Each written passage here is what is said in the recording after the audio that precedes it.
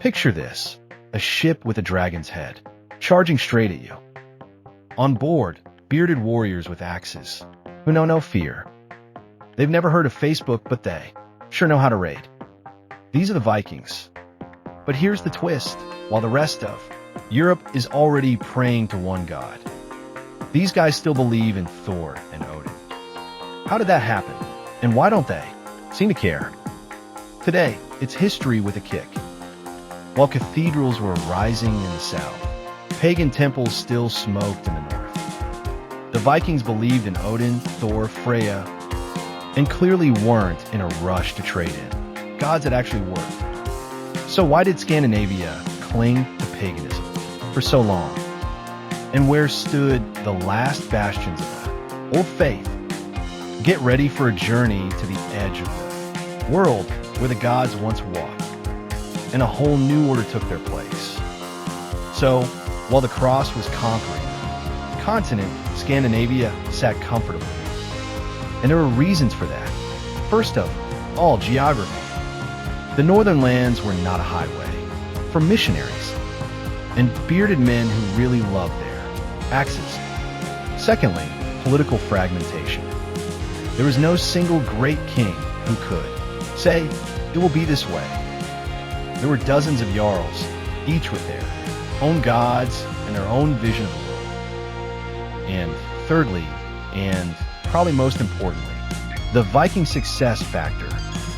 Over the past centuries, the Vikings had made quite a noise across Europe, conquering lands, plundering treasures, and founding cities. And all of this under the banners of their pagan gods. Everything seemed to be going smoothly for them. Why change a winning team, they thought?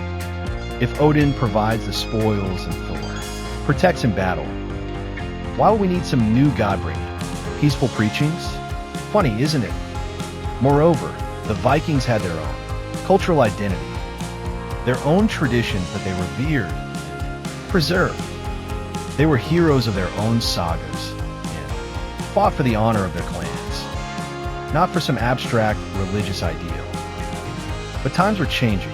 Kings saw that. Europe was uniting under the cross, which brought power, trade, and alliances. And here they come, the kings who embraced Christianity.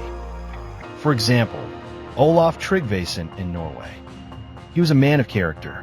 If someone refused to be baptized, Olaf had persuasive arguments, from threats of mutilation to exile, or if luck ran out, death. His methods were far from evangelical, but we must admit they were effective. He could bring pagan chieftains aboard his ship and give them a choice, either the cross or cold water. Then came Olaf II Haraldsson, who would later be called Saint Olaf. He too was no softy. His approach was more systematic, but no less resolute. He introduced Christian laws, built churches, but the resistance was fierce. Many simply couldn't understand why they should swap their tribe, and tested gods for a new, unknown one. This led to uprisings and battles. He not only faced resistance in his own country, but was also forced to fight against other nations. All these conflicts and obstacles only strengthened his position as a leader willing to give his life for his faith.